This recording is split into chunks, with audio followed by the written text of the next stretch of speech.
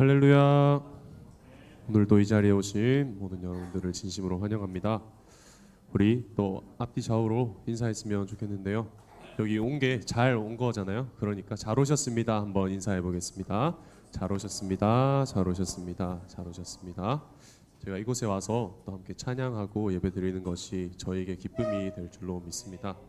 우리 시간 함께 오 주께 나오라 찬양하도록 하겠습니다.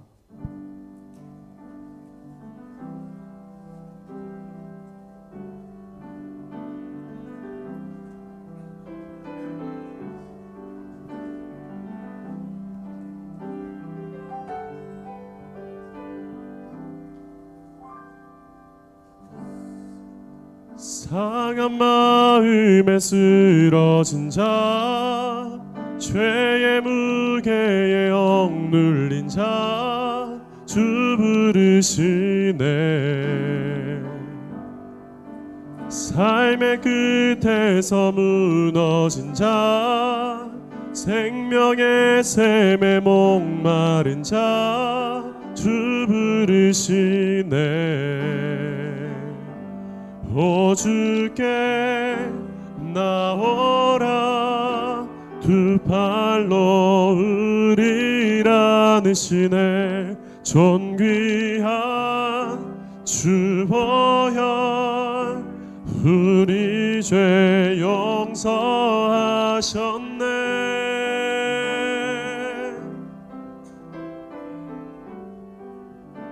이 절로 고백합니다. 실패와 후회 내려놓고 주님께 지금 나오라, 주 부르시네. 슬픔에 눈물 기쁨 되고 새로운 삶이 시작되네. 주 우리 다시 한번 고백합니다. 실패와 후회 내려놓고, 실패와 후회 내려놓고 주님께 지금 나오라, 주 부르시네. 슬픔의 눈물 기쁨 되고 새로운 삶이 시작되네. 주 부르시네. 오 주께 나오라, 두 팔로 으리라 느시네. 존귀한 주 보혈, 우리 죄 용서하셔. 오 주께 나오라, 두 팔로 으리라 느시네. 존귀한 주 보혈, 우리 죄. 우리 마지막으로 고백합니다. 오 주께 나오라, 두 팔로 으리라 느시네. 존귀한 주 보혈, 우리 죄 용서하셨네.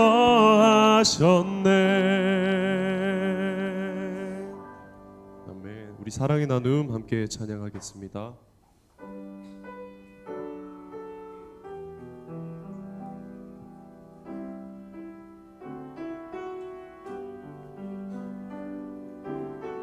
사랑의 나눔 있는 곳에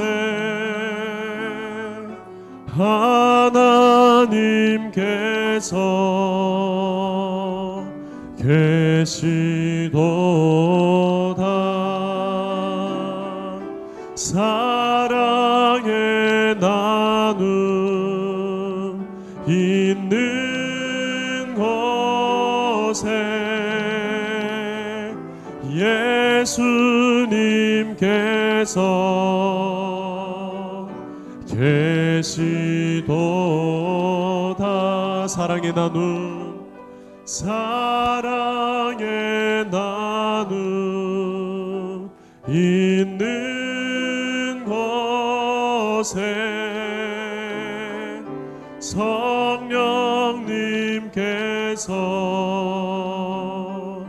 계시도다.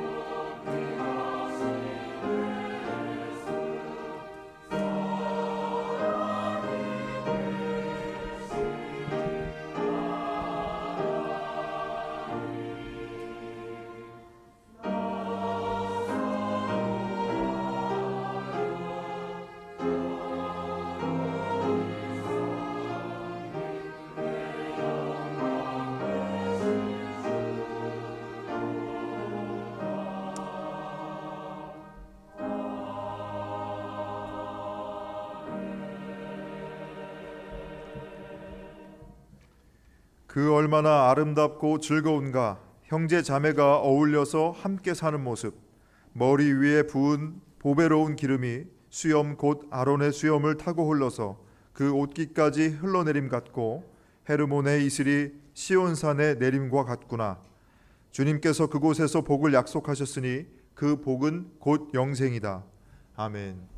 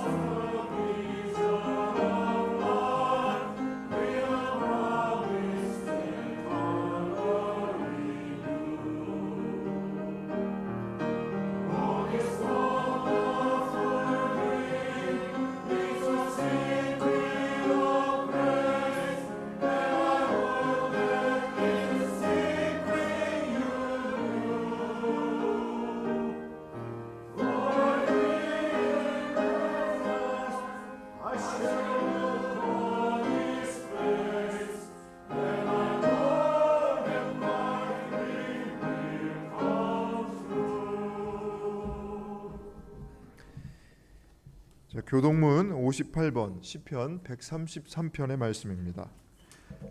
보라, 형제가 연합하여 동거함이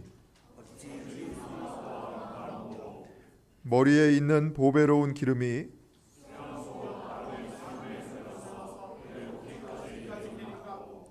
헐몬의 이슬이 시온의 산들에 내림 같도다.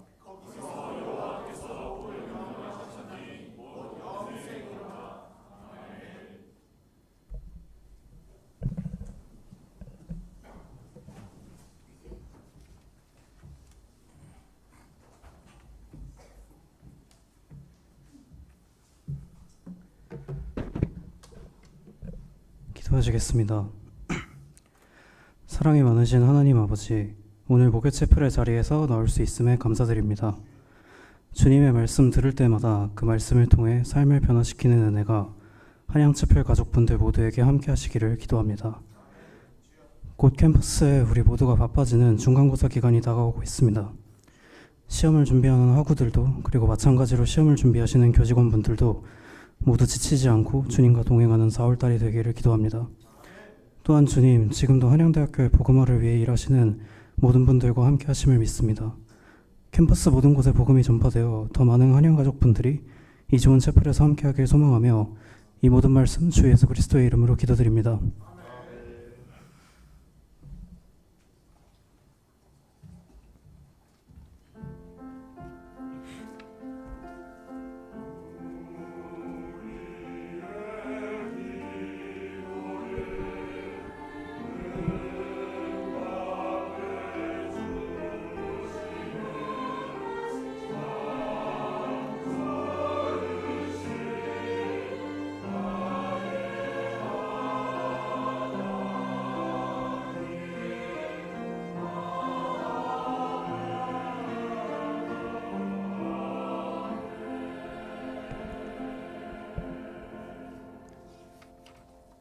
자, 성경을 봉독하겠습니다. 오늘 우리에게 주시는 하나님의 말씀은 구약 성경 창세기 45장 4절에서 8절까지의 말씀입니다.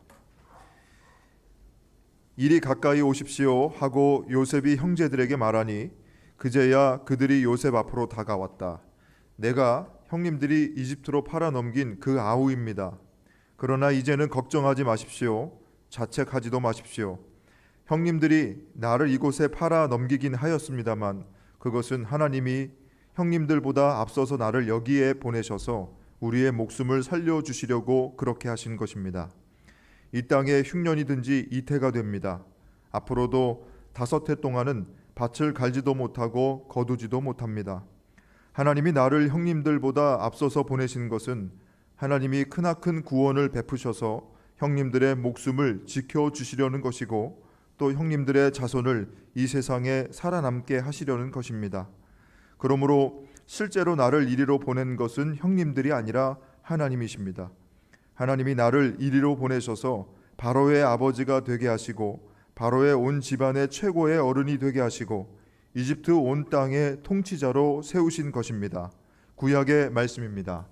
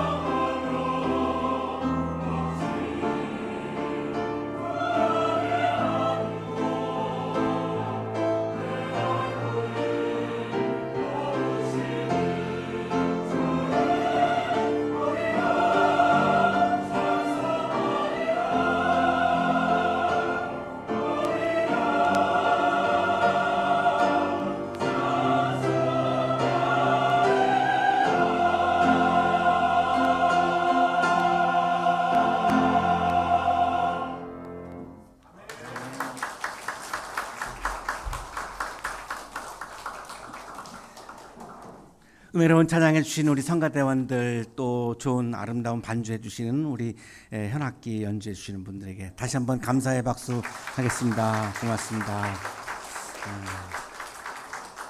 찬양이 점점 더 좋아지고 있어서 이렇게 기대를 많이 하게 합니다. 오늘 채플에 와주신 여러분 모두에게 감사드리고요. 옆에 계시는 분과 사랑의 인사 나누시겠습니다. 사랑합니다. 보고 싶었습니다.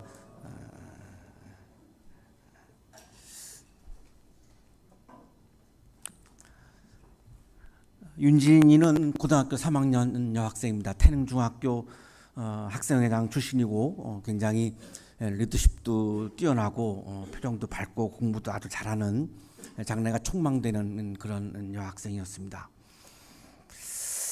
수업을 하러 들어갔는데 평소와 다르게 굉장히 표정이 어두웠습니다. 윤진아, 너 수업 끝나고 나 좀 보고 가라. 제 방에 이제 찾아왔습니다. 너 무슨 일 있냐?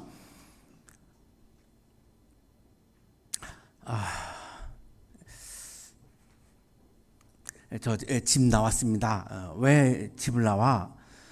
아빠하고 엄마하고 이제 윤준이 언니하고 윤준이하고 네 식구가 사는데, 윤준이 아빠가 평상시에는 굉장히 조용한 분인데 술만 드시면 그렇게 엄마하고 언니하고 윤준이를 마구마구 폭행을 한다는 것입니다. 너무 견딜 수가 없어가지고 엄마하고 언니하고 윤준이가 이제 의논을 해가지고 셋이서 같이 집을 나왔습니다. 어디서 잤는데 그저께는 언니 회사 사무실 소파에서 잤어요. 어제는 찜질방에서 잤어요. 오늘은 친구 집에서 자려고 그래요. 주머니를 뒤졌더니 제 주머니에 3만 원이 있었고 3만 원을 주면서 찜질방 가서 굶지 말고 맛있는 미역국 먹고 포기하지 마. 네가 원하는 대학에 가서 아빠를 부끄럽게 하면 좋겠어. 포기하는 거는 비겁한 거야. 그리고 이제 가까운 목사님에게 이제 전화로 부탁을 해서 윤진이 졸업할 때까지 생활비하고 등록금을 장학금으로 마련을 했습니다. 열심히 학교 생활을 잘 했는데 어느 날 수업을 하러 들어갔더니 이제 자리에 윤진이가 없었습니다. 담임 선생님이 강효순 선생님이었는데 찾아가서 물었습니다. 선생님, 윤진이요? 윤진이 병원에 입원했어요. 왜요? 뇌를 다쳤어요. 왜 뇌를 다쳐요? 집을 나온 지 한 달 만에 이제 너무 생활하는 게 힘드니까 엄마하고 언니하고 연락을 해가지고 한 달 만에 셋이서 같이 집에를 들어갔다는 것입니다. 망우동에 살고 있는 단칸방에서 살고 있는 그런 가정이었습니다. 너무 힘드니까 이제 이렇게 방에서 누워서 쉬고 있는데 아빠가 이제 술을 드시고 화가 나셔가지고 구둣발 실은 채로 방 안에 들어와서 이제 윤준이의 머리를 마구마구 이제 폭행을 했고 뇌를 다쳐서 병원에 입원을 하고 졸업식 날도 윤준이는 학교에 오지를 못했습니다. 졸업장을 가지고 병실을 찾아가서 졸업장을 전해 주었고 참 윤준이를 안고 많이 그날 울었습니다.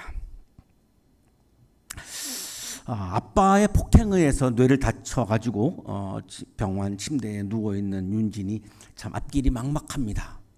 내가 건강이 회복된다라고 하는 보장도 없고 그 중요한 진로를 결정해야 되는 그 시기에 아주 오랫동안 병실에 입원을 해 있어야 했고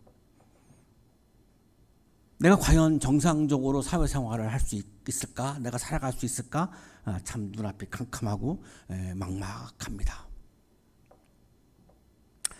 그거를 엉엉 울면서 저에게 그런 마음을, 그런 절망을 저에게 표현을 했기 때문에 저도 많이 그날 함께 울었습니다. 우리가 살다가 보면 내가 아무것도 할 수 없는 그런 절망의 순간이 다가옵니다. 어떤 분들은 내가 예수 믿으면 안 온다라고 생각하는 분들도 있지만 그렇지 않습니다. 내가 예수를 믿든 예수를 믿지 않든 우리 모든 인간에게는 내가 아무것도 할 수 없는 절망의 순간이 다가옵니다. 신앙이 없는 사람들은 그 절망 앞에서 대부분 지는 거고 신앙이 있는 사람들은 다른 점이 있습니다. 절망의 순간이 다가왔을 때, 내가 아무것도 할 수 없을 때, 나는 아무것도 할 수 없지만 하나님이 내 삶에, 내 인생에 개입하셔서 하나님이 하시는 부분을 있다라고 믿고 그것을 바라보는 것. 내가 아무것도 할 수 없지만, 나는 절망할 수밖에 없지만, 내 힘으로는 아무것도 할 수 있는 게 남아있지 않지만, 그러나 거기가 마지막이 아니고, 왜냐하면 하나님이 개입하셔서 하나님이 하시는 부분이 있기 때문에 이것을 우리가 신학에서 하나님의 섭리라고 부릅니다. 하나님의 섭리를 바라보는 사람이 바로 신앙인입니다. 절망이 안 올 수는 없습니다.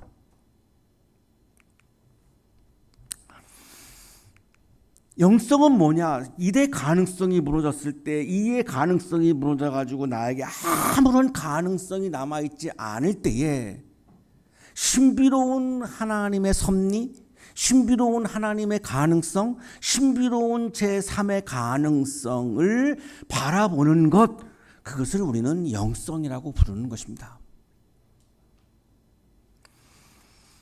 내가 아무것도 할 수 없다고 해서 내가 절망한다고 한다면 내 영성이 굉장히 지금 약한 상태라고 보면 정확한 것입니다.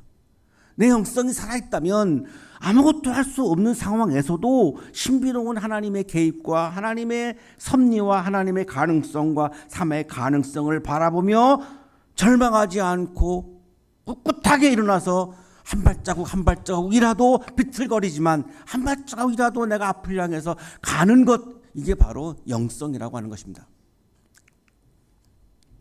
야곱이라고 하는 사람은 4명의 아내 사이에서 12명의 자녀를 낳았습니다.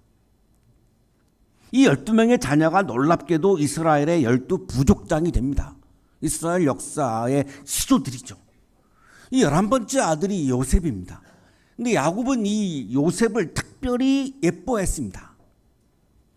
부모님들이 모든 자녀들을 똑같이 사랑하죠. 말은 그러지만 사실 속으로는 더 예뻐하는 자녀가 있습니다. 여러분들은 잘 모르겠지만 우리 여기 교수님들은 지금 인정할 수밖에 없을 거예요. 공식적으로 다 똑같이 사랑합니다. 하지만 마음 한켠에는 더 예쁜 아이가 있습니다. 대부분은 자기를 닮은 애를 더 예뻐하게 돼 있습니다. 아빠 입장에서는 엄마를 닮은 아이보다는 자기를 닮은 아이, 엄마 입장에서는 아빠를 닮은 아이보다는 나를 닮은 아이를 더 예뻐합니다. 형들이 이제 이렇게 양을 치고 있는데 이제 아빠의 심부름으로 요셉이 이제 도시락을 들고 이제 형들에게 간 거죠. 그랬더니 이게 시기 질투가 나니까 형제 중에 자, 저 녀석을 죽여서 아무 구덩이에나 던져놓고 사나운 들짐승이 잡아먹었다고 하자 요셉을 죽이려고 하는 제안을 합니다. 야, 어떻게 형제가 죽이냐? 아니 그러니까 구덩이에다가 집어넣으면 되잖아. 그럼 우리가 죽인 건 아니잖아. 이래가지고 실제로 요셉의 형제들이 요셉을 깊은 웅덩이에다가 집어 빠뜨립니다. 깊은 웅덩이에 빠져있는 요셉, 내가 할 수 있는 게 아무것도 없습니다. 뭐 할 수 있는 게 있습니까? 아무것도 없습니다. 이거를 우리는 절망이라고 부르죠. 요셉은 할 수 있는 게 아무것도 없는데 요셉의 인생이 이 웅덩이에서 끝나지 않습니다. 왜 그럴까요? 하나님의 섭리, 하나님의 가능성이 남아있기 때문입니다. 하나님의 개입이 남아있기 때문입니다. 마침 그때 상인들이 지나가는데 그 상인들을 이집트로 가는 이제 미디안 상인들이었고, 이 형제 중에 유다라고 하는 형제가 이왕이면 우리 돈을 버는 게 더 낫지 않을까? 쟤를 노예로 팔자. 형제들이 다 합의해가지고 요셉을 웅덩이에서 끄집어내가지고 노예로 상인들한테 팝니다. 그래서 이 이국 땅, 외국의 이집트라고 하는 외국 땅에 이제 노예가 된 거죠. 이 보디발이라고 하는 사람의 노예가 됐는데, 이 보디발은 이집트의 왕인 바로의 경호대장을 하는 사람입니다. 이 경호대장의 노예가 된 거죠. 하지만 이 이 요셉의 인생이 노예 자리에서 끝나지 않습니다. 자기 힘으로 노예를 벗어날 수가 없습니다. 노예를 벗어나기 위해서 할 수 있는 게 아무것도 없습니다. 하지만 요셉의 인생이 노예 자리에서 끝나지 않습니다. 왜 그럴까요? 하나님의 섭리와 하나님의 가능성과 하나님의 개입이 남아있기 때문입니다. 하나님이 하시는 부분이 남아있기 때문입니다. 이 요셉의 용모가 굉장히 준수했다고 성경에 나옵니다. 창세기 39장 6절에 보면 굉장히 미남이었다는 겁니다. 상상이 잘 안 되시는 분들은 BTS의 진을 떠올리면 됩니다. 그런 이미지였습니다. 김석진. 그러니까 이 주인집 이 보디발의 아내가 남편이 이제 출근한 사이에 요셉을 유혹합니다. 잘생겼으니까. 잘생기지 않은 것도 참 복 중에 하나입니다. 유혹이 안 오니까. 유혹이 오면 참 힘들잖아요. 유혹이 안 오는 게 얼마나 행복합니까? 저는 한 번도 유혹을 받아본 적이 없습니다. 근데 이 요셉이 이걸 막 뿌리치죠. 나하고 침실로 가요. 성경에 이렇게 나옵니다. 나하고 침실로 가요. 보디발의 아내가 하는 말이에요. 이걸 뿌리치다 보니까 이제 겉옷이 벗겨졌죠. 그러니까 이제 막 종들을 다 불러 모아가지고 봐라, 여기 요셉의 겉옷이 벗겨 있지 않냐? 요셉이 나를 겁탈하려고 그랬다. 뒤집어 씌웁니다.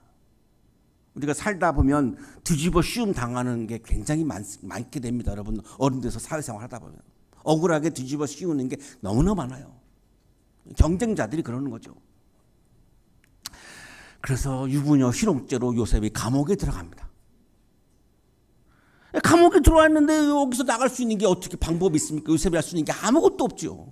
그런데 요셉의 인생이 감옥에서 끝나지 않습니다. 하나님의 가능성이 남아있는 겁니다. 하나님의 섭리가 남아있는 겁니다. 하나님의 개입이 남아있는 겁니다.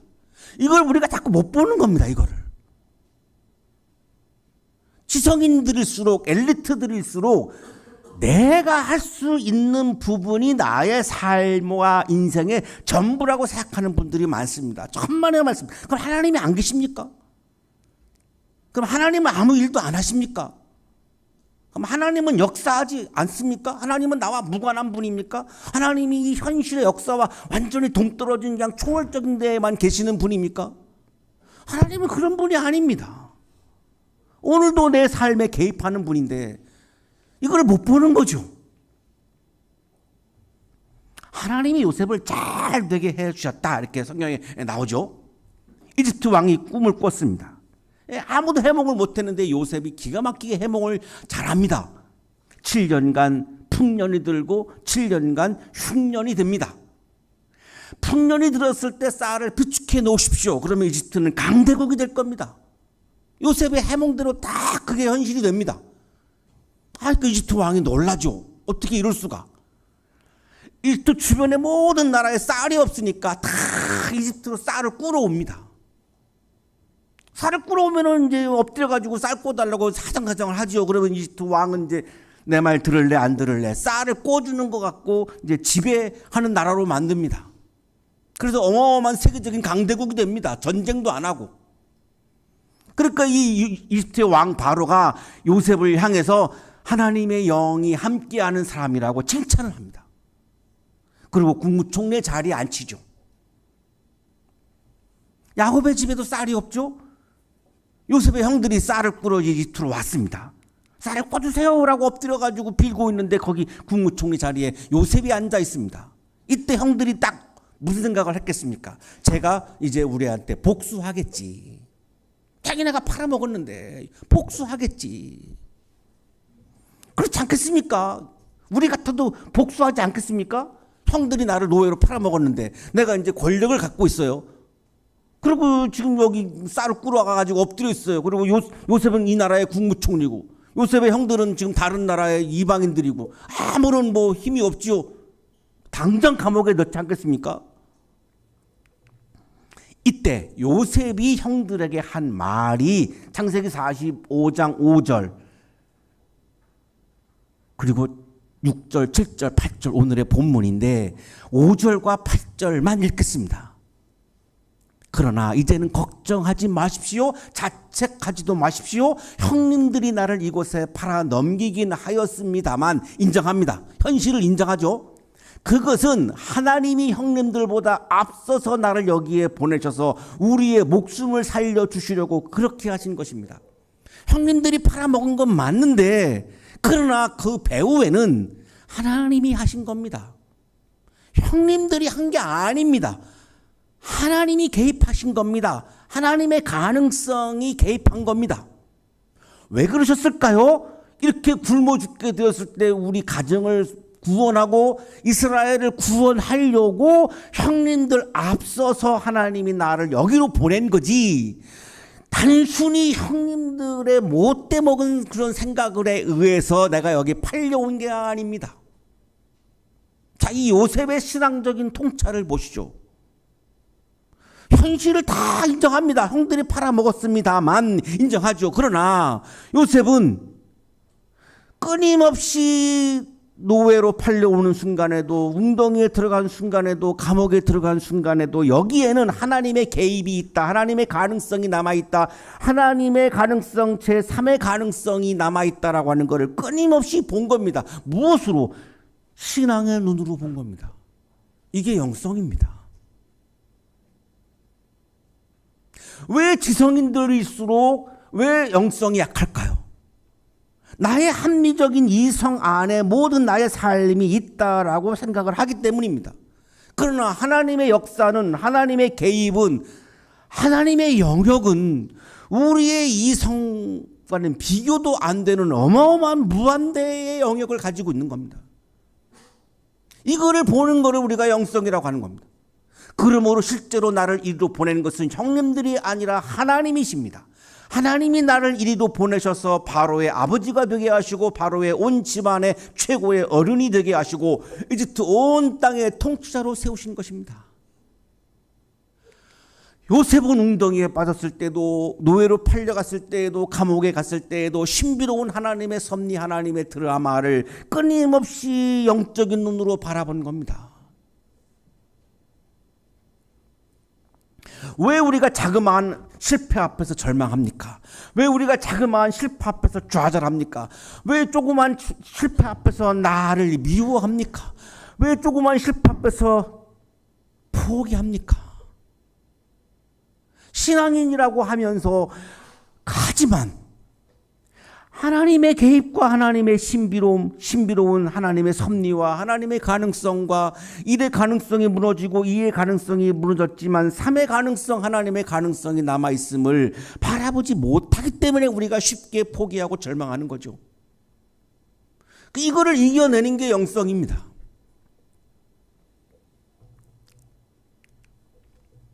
구약주석가 김익원 교수는 절망 앞에서 하나님의 섭리를 바라보는 것이 위대한 신앙이라고 말합니다. 인간이 그의 유한성과 비극적 현실 속에서 결코 단절되지 않는 신의 섭리를 읽는다는 것은 위대한 신앙에 속한다 하겠다. 위대한 믿음이 뭐냐? 위대한 신앙이 뭐냐? 위대한 영성이 뭐냐? 하나님의 섭리를 바라보고 하나님의 섭리를 읽어낼 수 있는 게 위대한 신앙이다라고 말합니다. 키르케고르는 죽음에 이르는 병이라고 하는 책에서 제1부에서 죽음에 이르는 병은 절망이다라고 말합니다. 그리고 2부에 가서는 절망은 죄다라고 말합니다. 여러분 한번 스스로 질문해 보시죠. 여러분 지금 뭘 죄라고 생각하고 계십니까? 여러분 각자 아마 다를 거예요. 여러분이 생각하고 중요하게 여기는 죄가 또 다 다를 거예요. 키르케고르는 절망을 죄라고 말합니다. 죄란 하나님 앞에서 또는 하나님에 대한 관념을 갖고서도 절망하여 자기 자신이라고 하지 않는 것, 혹은 절망하여 자기 자신이라고 하는 것이다. 하나님을 인정하지 않고 하나님의 개입을 바라보지 못하며 절망하는 게 죄다. 연약함은 죄가 아니다. 부족함은 죄가 아니다. 실패는 죄가 아니다. 하나님의 가능성을 바라보지 않고 절망하는 게 죄다. 키르케고르는 이거를 그렇게 강조합니다. 영성신학자 윤주원 교수는 하나님의 신비를 꿰뚫어 보는 것이 영성이다 이렇게 말합니다.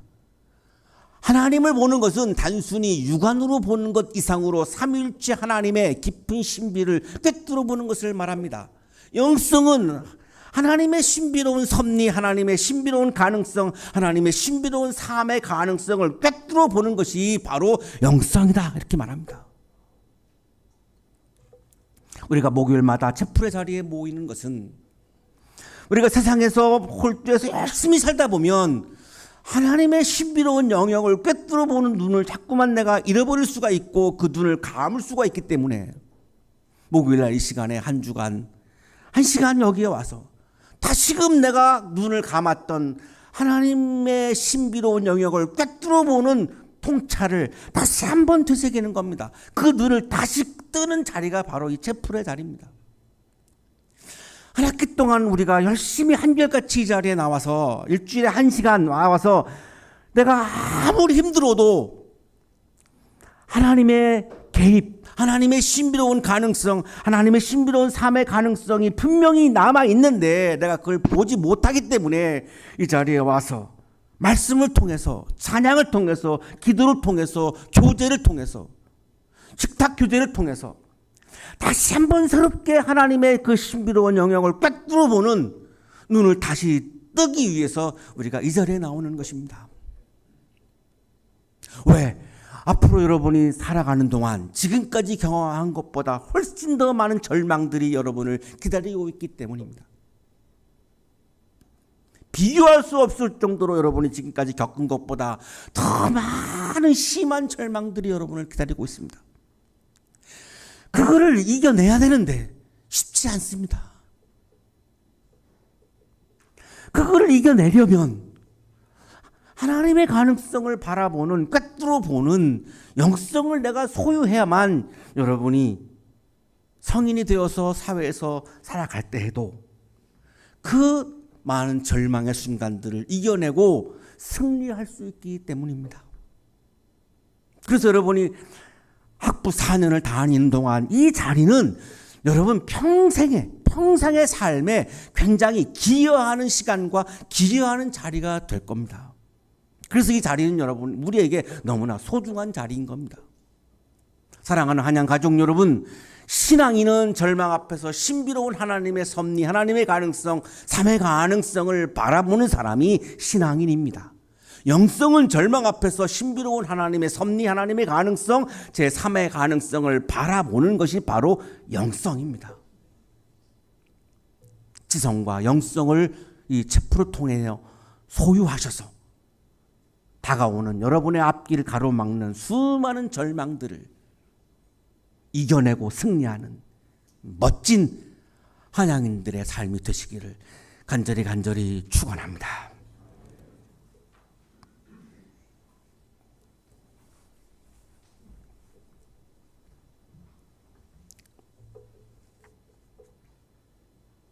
거룩하신 주님,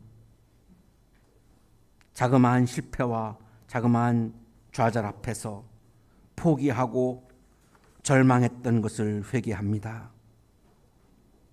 믿음의 눈을 뜨게 해주시고 영적인 눈을 뜨게 해주시고 영성이 살아나게 하여 주셔서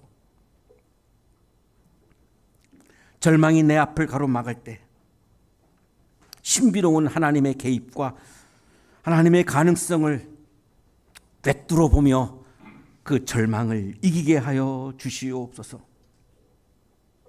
오늘도 말씀을 통하여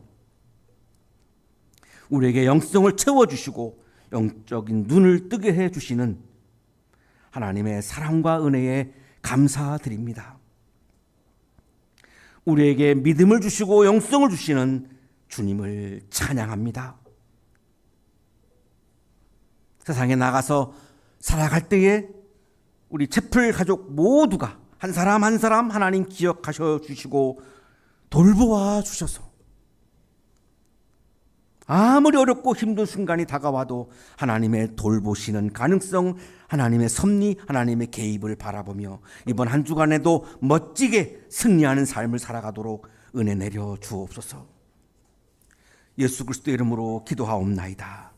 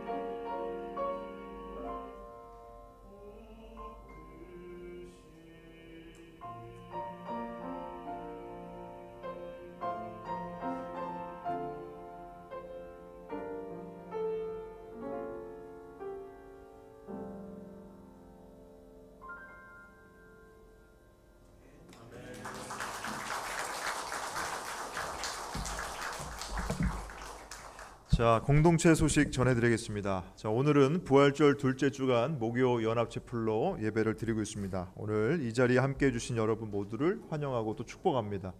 이제 중간고사 기간이 얼마 안 남았는데 또 환절기에 건강 관리 유념하셔서 좋은 결실 이루시기를 바랍니다. 다음 주에는 중간고사를 앞두고 이제 쿠폰 이벤트를 좀 실시하려고 합니다. 도시락, 본도시락 20명, 그 다음에 햄버거 세트 20명, 그 다음에 공차 20명. 제가 지어내는 게 아니고 준비 다 돼 있는 겁니다. 앞에 보고 얘기하니까 혹시 생각나는 대로 숫자를 얘기하는 것처럼 오해하실 수 있어서 총 60분에게 저희가 추첨하여서 보내드릴 테니까 제가 볼 때는 2분 중에 1분 이상은 다 받으실 수 있는 것 같아요. 그러니까 많이들 참여해 주시기를 바랍니다. 자, 지난주 채플 시간에 자리에다가 검정색 만년필 두고 가신 분 예배 끝나고 사무실에서 찾아가시기 바랍니다. 자, 오늘 점심 식사는 한양여자대학교 김상현 교수님, 권수정 교수님, 문상식 교수님, 이영우 교수님께서 대접해 주십니다. 맛있게 드시고 즐거운 식탁 교제 나누시기 바랍니다. 자, 이상 공동체 소식 전해드렸습니다. 이제 모두 자리에서 일어나실 때 이천진 목사님께서 봉헌 기도와 함께 축도해 주시겠습니다.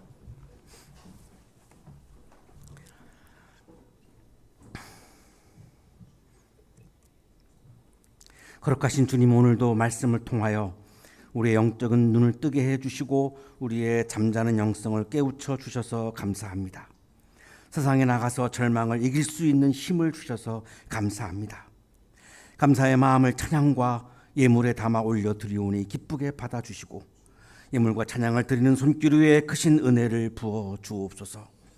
이제는 하나밖에 없는 생명까지도 아낌없이 사랑으로 나누어 주시는 예수 그리스도의 은혜와 오늘도 우리에게 말씀을 주시는 하나님의 사랑하심과 생명의 기운을 주시는 성령의 역사하심이 어떠한 어려운 상황에서도 주저앉지 않고 절망하지 않고 포기하지 않고 하나님의 가능성을 바라보며 한 발자국 한 발자국 앞을 향하여 힘차게 나아가는 삶을 살아갈 것을 다짐하고 또 다짐하며 세상을 향하여 힘차게 나아가는 우리 모든 가장 가족들의 삶 속에 지금부터 영원토록 함께 하시기를 간절히 축원하옵나이다.